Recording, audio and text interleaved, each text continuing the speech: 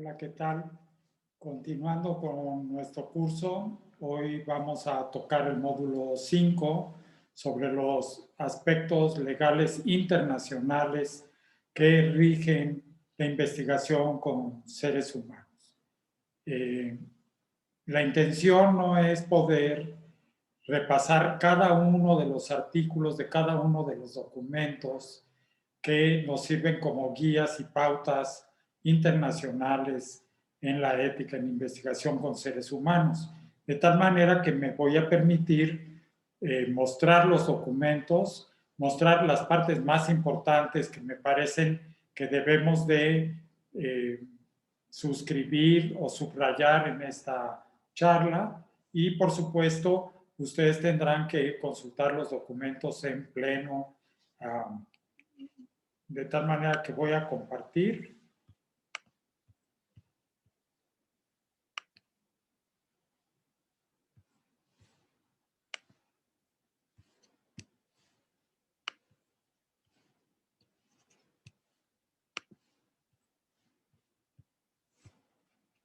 Muy bien.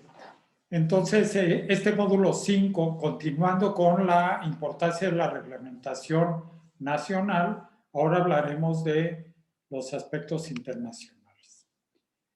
Por supuesto, es de gran importancia estos módulos legales, si bien nos parecen a veces pesados conocer toda la normatividad de reglamentación, pero lo debemos hacer como investigadores o como partes de los comités de ética en investigación. He escogido algunos de los códigos, declaraciones y pautas más importantes que están vigentes hoy en día de manera internacional para que nos sirvan de guías en cuanto a conocerlas y apegarnos a esos criterios éticos para realizar nuestras investigaciones. Por supuesto, voy a mencionar el Código de Nuremberg, la Declaración de Helsinki, el informe Belmont, las pautas y orientación de la Organización Mundial de la Salud, las guías de buena práctica clínica, las pautas éticas internacionales para la investigación, que recién sacó algunas novedades también a partir del 2016 para acá, y mencionar este convenio tan importante que, como su nombre lo dice, para la protección de los derechos humanos y la dignidad del ser humano con respecto a las aplicaciones de la biología y de la medicina, conocido como la Convención de Oviedo del Consejo de Europa desde 1997. ¿Por qué es importante mencionar el Código de Nuremberg? Bueno, como menciono aquí, fue el primer documento, sin duda, publicado por el Consejo de Crímenes de Guerra al término de la Segunda Guerra Mundial, donde precisamente se enjuiciaba no nada más a los militares, sino a los médicos y doctores que participaron en las investigaciones de los campos de concentración nazi, transgrediendo, por supuesto, de manera escandalosa la ética en investigación. De tal manera que este Código de Nuremberg, como ya lo mencioné, pues surge como una necesidad al tener documentado y tan claro todas las transgresiones éticas que se realizaron, probablemente desde la Primera Guerra Mundial, pero muy documentadas en la Segunda Guerra Mundial. ¿Cuáles son los...? Bueno, es importante que sepan que el Código de Nuremberg es un decálogo, son 10 puntos, ¿no? ¿Cuáles son estos 10 puntos? Este documento en especial, pues me voy a permitir comentarlo, debido a que nada más son 10 puntos, y es el primer documento internacional que intenta y aspira regir, dictar las pautas que son obligatorias para poder llevar a cabo la investigación con seres humanos. El primer punto, y fue el que por supuesto estaba totalmente transgredido durante la Segunda Guerra Mundial y en los campos de concentración, dice, es absolutamente esencial el consentimiento voluntario del sujeto humano. Esto quiere decir que, y debemos de tal manera, sigue muy vigente este decálogo, entender que nadie debe de participar de una investigación si no tenemos su voluntariedad clara, firme y sin coacción para que participen los sujetos humanos en investigación. El segundo punto es, como ven, se sientan las bases, es que debe ser tal que dé resultados provechosos para el beneficio de la sociedad. Ya vimos cuando nos tocó ver las consideraciones éticas, muy importantes los 7 puntos en el módulo 3, pues vimos cómo uno de los principales es que tenga beneficio social, ¿no? De tal manera que sirva a la sociedad. El experimento en el número 3 debe ser proyectado y basado sobre los resultados de experimentación animal y o de un conocimiento de la historia natural de la enfermedad.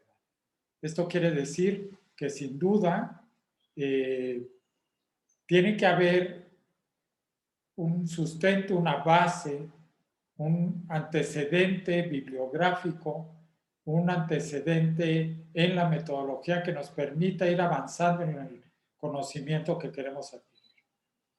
El número 4 es que el experimento debe ser realizado de tal forma que se evite todo sufrimiento físico y mental innecesario y todo daño, por supuesto, que podamos cuidar. El 5 es, no debe realizarse ningún experimento cuando existe una razón a priori, que es antes de la experiencia, para suponer que puede ocurrir la muerte o un daño que pueda llevar a una incapacidad. Subrayo estos aspectos que parecen tan claros y tan lógicos, pero que no se cuidan a veces del todo, y hoy le llamamos maximizar el beneficio y minimizar el riesgo cuando hacemos una investigación que tiene una intervención, y debemos ser muy claros en estas dos palabras. ¿Cómo maximizo el beneficio del sujeto y cómo minimizo el riesgo? El punto 6 habla del grado de riesgo que ha de ser tomado. Nunca debe exceder el determinado por la importancia humanitaria del propio problema, que ha de ser resuelto con el experimento. Pues un ejemplo ahora muy vívido es precisamente la pandemia por el COVID-19, ¿no? Pues hubo que tomar riesgos, de hecho se está vacunando bajo todavía protocolos de investigación en la vacunación, y se han autorizado con esa bandera, digamos, que aún están en experimentación, pero debido a la necesidad y la importancia humanitaria del problema. El 7 es que se debe disponer de una correcta preparación del personal y instalaciones adecuadas para que pueda quedar protegido el sujeto de experimentación. Hoy, sin duda, es una obligación en nuestro país, en México, pero también en todo el mundo, que los comités de ética en investigación aseguren que los investigadores estén vinculados a hospitales o instituciones o universidades donde puedan ser atendidos los eventos adversos. El 8 es de que, por supuesto, las personas que están realizando esta investigación deben estar calificadas, tener pericia, tener experiencia, de preferencia ser especialistas en estos temas para que puedan ser conducidos de la mejor manera y también le puedan explicar a la hora de obtener el consentimiento informado, pues de manera adecuada en qué consiste su intervención o su participación. Por supuesto, el 9, durante el curso del experimento, el sujeto debe estar en libertad de poderlo interrumpir si ya alcanzó un estado físico-mental que le sea difícil continuar con el experimento. Hoy en día los códigos dicen que tenga el respeto de poder notificar que, sin mayor explicación, de que se sale del experimento avisándole al investigador responsable. Y finalmente el número 10 de este decálogo, que sigue, como se dan cuenta, teniendo una vigencia pues, muy puntual, es que durante el curso el científico responsable tiene que estar preparado también para terminar en cualquier momento la investigación por creer que de buena fe ya se obtuvo el conocimiento. Dos, que se está aumentando el riesgo mayor del que se esperaba, que puede traer daño o discapacidad o muerte incluso en los sujetos. Y entonces debemos como comités y como investigadores estar dispuestos a averiguar más sobre cualquier evento adverso que nos parezca o no en el momento que está relacionado con nuestro estudio.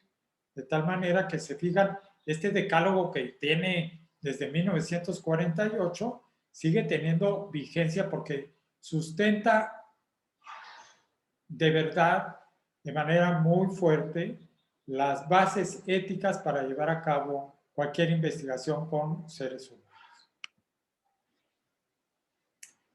El siguiente documento internacional que ya fue promovido por la Asociación Médica Mundial surge hasta 1964. Si se fijan, pasaron prácticamente 16 años de que se hizo el Código de Nuremberg.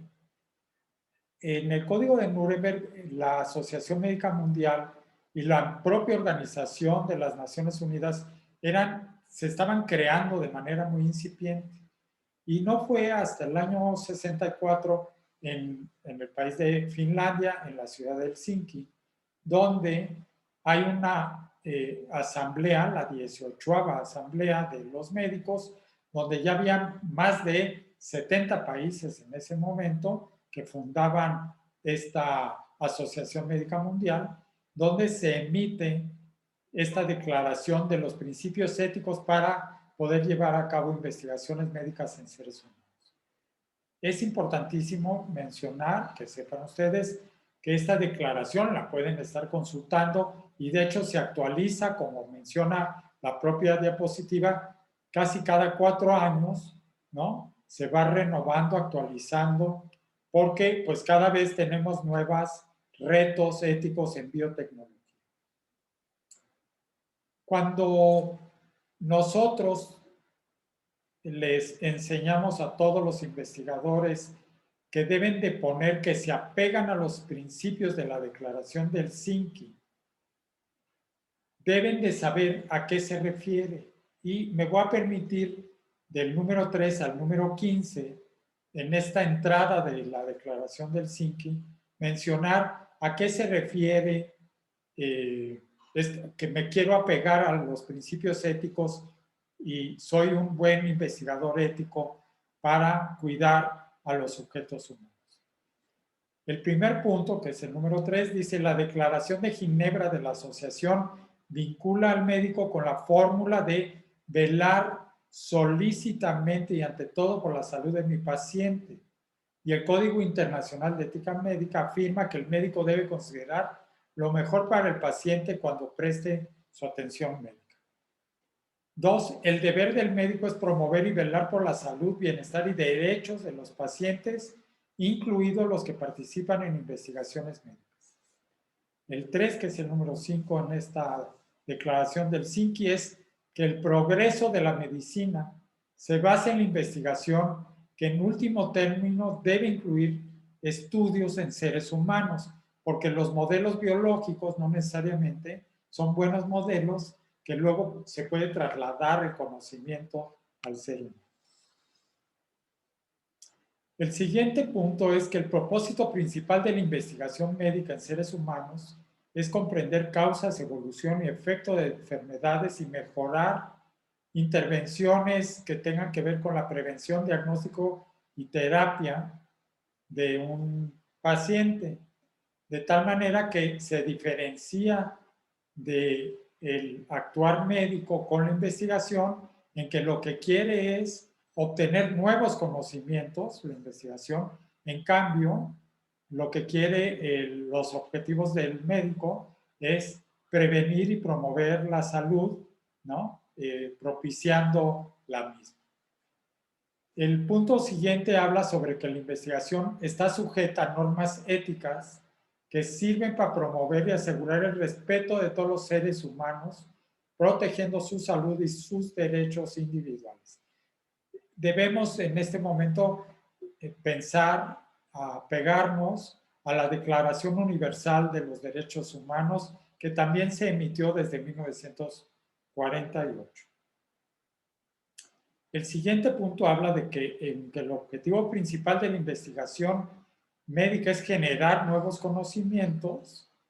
El objetivo nunca debe de tener primacía sobre los derechos, los intereses de la propia persona que amablemente ha accedido a participar para que tengamos conocimiento los investigadores. Espero que quede muy claro esto. No hay ningún pretexto, ninguno, para obligar a un sujeto humano a que participe en alguna investigación que vaya sobre sus derechos o sobre su voluntad o su autonomía. El siguiente punto habla de que en la investigación es deber del médico proteger la vida, la salud, la dignidad, la integridad, el derecho a autodeterminarse a través del principio de autonomía, a la intimidad y confidencialidad, cuidando precisamente la personalidad y los datos personales del paciente. Es responsabilidad la protección de toda su información y de las personas que participan en nuestras investigaciones.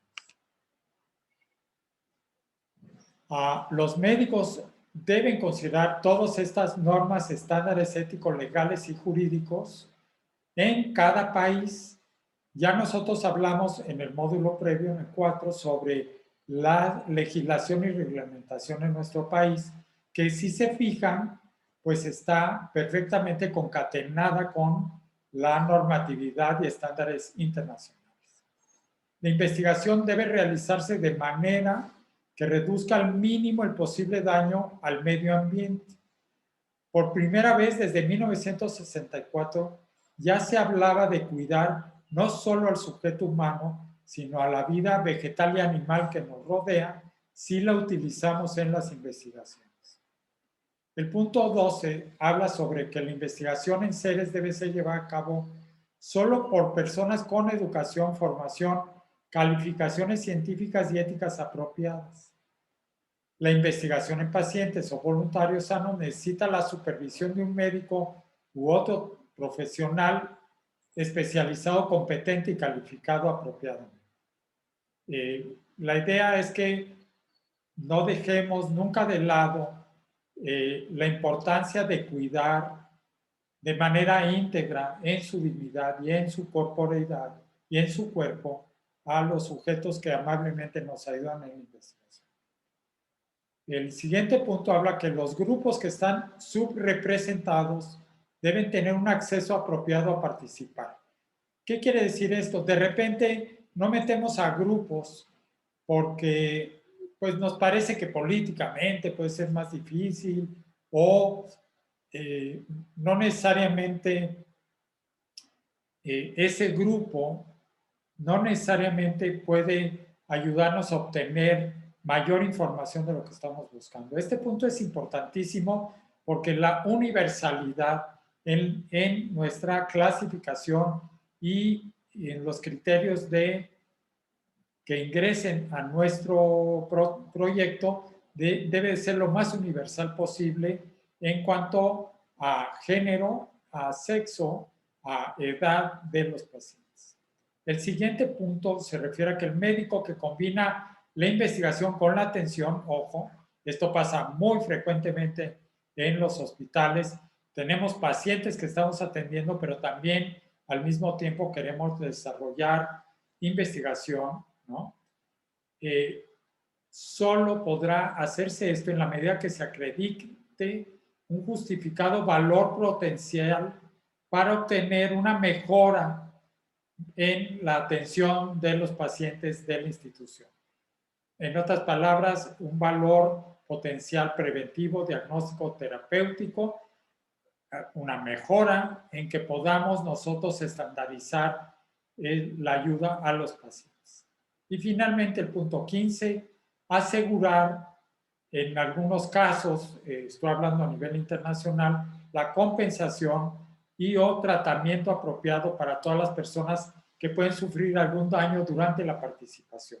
En nuestro país ya lo vimos, pues deben estar claramente protegidos todos los eventos adversos relacionados directamente con la investigación y esto viene comandado, como se fijan, concatenado perfectamente con las medidas internacionales. El siguiente punto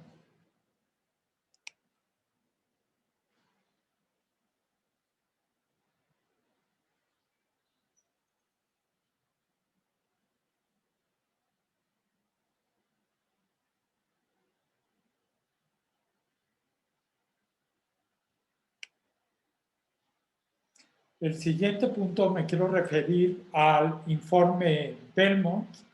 Me parece que es el parteaguas verdadero que surge en 1979, publicado, como dice aquí, el 18 de abril, y la Comisión Nacional para la Protección de Sujetos Humanos de Investigación Biomédica y de su Comportamiento. Fue una comisión creada en Estados Unidos desde 1974 con la finalidad de crear, publicar, analizar, reflexionar cuáles son los principios éticos modernos, digamos, que nos podrían regir y que de hecho han sido el parteaguas al haber emitido el principio de respeto por las personas que conocemos como el principio de autonomía, ¿no? Y se volvió a subrayar el principio de beneficencia, donde se incluye de manera estratégica, de manera moderna, respetando la integridad y la dignidad, que no nada más no hacer daño es suficiente, sino buscar el hacer bien a los pacientes. Y finalmente, el tema del principio de justicia, donde pues lo entendemos claramente como una justicia administrativa.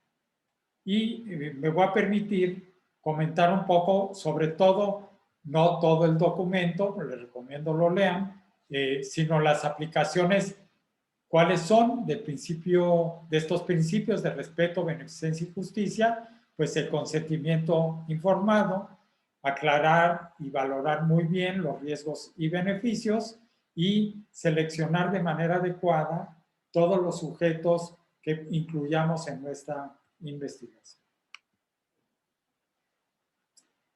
Este documento, el informe Belmont, también inicia claramente con un pequeño capítulo poniéndolo la distinción entre la práctica y la investigación. ¿Qué quiere decir esto?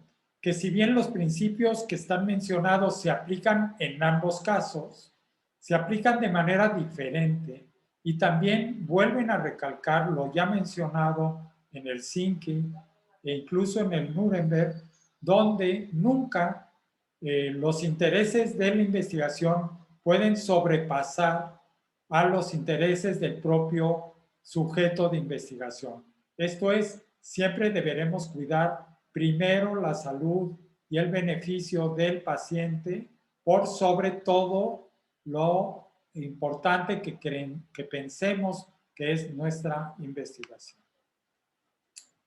El respeto a las personas se entiende claramente como que hay que incorporar dos convicciones éticas. La primera es que todos los individuos deben ser tratados como agentes autónomos, esto es, tratar de que se autodeterminen y tengan voluntad. Y segunda, que en la medida en que las personas tengan disminuida la autonomía, deben de tener un derecho a la protección. Y a mí me gusta aclarar que entonces, ¿quién lo debe proteger? Pues el investigador y los médicos, ¿no? Son los que, en la medida en que es una persona vulnerable o ha perdido su autonomía, ¿no? Debemos cuidar claramente la dignidad y la protección a estos sujetos. Ya comentaba yo que en la beneficencia, puesto en el informe Belmont, la idea es no nada más evitar hacer daño, no hacer daño, sino ver la manera que durante la atención o durante la investigación podamos aumentar los beneficios y disminuir los posibles daños lo más que nos sea posible. Yo espero que esto les marque realmente porque pues parece que fuera como de memoria aprenderse los 4 principios que se conocen, por cierto, malamente, como que los originarios de estos principios fueron el doctor Boucham y Childress, que lo publicaron en noviembre del 79 en un libro de ética médica. En realidad, por supuesto, ustedes ahora ya están bien enterados que es una publicación del informe Belmont de una comisión presidencial donde participaron pues, muchísimas decenas de personalidades, ¿no? Entre ellas estaban Boucham y Childress. Bueno, yo espero haber dejado muy claro que aunque se menciona la protección al ir y respeto a la persona, se interpreta como el principio de autonomía, que el segundo principio mencionado aquí es el de beneficencia, pero está incluido el de no maleficencia, y finalmente el principio de justicia, que lo entendemos como equidad en la distribución o tratar de siempre distribuir de manera igual cuando tenemos escasez de recursos, hablando en atención médica, o si hablamos en investigación, pues escoger a la mayor cantidad de personas que puedan involucrar y ayudarnos a obtener el conocimiento. Las aplicaciones del informe Belmont, y con este voy a terminar esta primera parte, es que las aplicaciones de estos principios tienen que ver con que hoy, sin lugar a dudas, tanto en el acto médico como en la investigación, debemos obtener un consentimiento informado. Por supuesto, ya lo mencioné en el módulo de nuestro propio reglamento, que en el artículo 17 claramente dice cuándo hay que hacerlo, y en el artículo 21 del reglamento dice las partes que debe contener el consentimiento informado en investigación. Y lo mismo sucede aquí si uno se mete al instituto, al NIH, ¿no? Al Instituto Nacional de Salud de Estados Unidos o al de Europa, van a ver cómo las partes que están contenidas que solicitan en el consentimiento informado son las que están dentro de nuestros reglamentos. El segundo punto de aplicación de este informe Belmont es poder valorar los riesgos y beneficios, donde claramente hoy se nos exige que le expliquemos en los consentimientos informados de atención médica, pues cuáles son los riesgos y beneficios. Y en el caso de, por supuesto, una investigación, pues son los puntos claves. El poner mi participación consiste en tal cosa y estos son los riesgos para cada maniobra en mi participación y estos son los beneficios que puedo obtener. Y finalmente, en la selección de sujetos, ya decía yo, que es una exigencia moral, pues en la selección de los sujetos en investigación, el actuar con prudencia, el ver que de preferencia puedan salir beneficiados si la maniobra es de un riesgo mayor, pues que sea un grupo que seguramente la propia investigación va a traer algún tipo de beneficio y minimizar los riesgos, cuidándolos con personas muy especializadas y cuidándolos de manera más estricta, más cercana, como beneficio adicional. Muy bien, voy a, en este momento, a dejar de compartir, ¿no? Y me voy a permitir